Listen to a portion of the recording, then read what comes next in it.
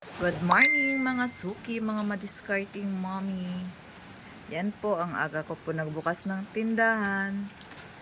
Maulan po dito sa amin kaya wala masyadong lumalabas na mga customer.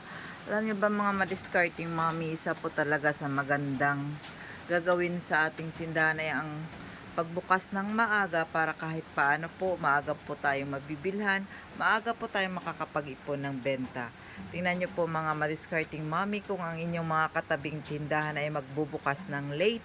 Halimbawa nagbukas po ang inyong mga katabing tindahan ay alas 7, samantalang ikaw po ay bubukas ng alas 6. Alam nyo po bang napakalaking halaga din po yung magkaroon ka ng naunang customer kaysa sa iyong katabing tindahan. Makalamang ka lang po ng 100 hanggang 200 pesos. Laking bagay na po yan sa isang negosyanteng katulad natin. Kasi sa panahon po ngayon, hanggat maaari, hanggat maagap, mas makakabenta po tayo, mas makakapag-ipon po tayo, at mas maruruling po natin na ang ating puhunan. Kaya lamang po maulan po dito sa amin, kaya madalang po yung aming customer, mga suki.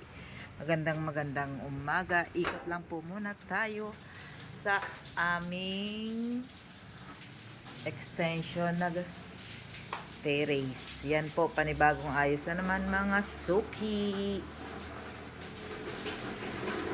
Yung aking tindahan po mga madiscarding mommy, maliit lang po talaga yan kasi kahit paano po, additional income ko lang po ito kasi kahit paano po, meron po akong trabaho sa labas.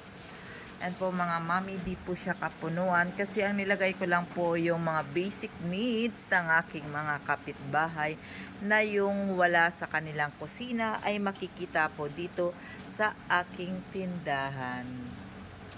Yan lamang po mga madiscarding mommy. Have a blessed morning and I love you all and bye. Thank you.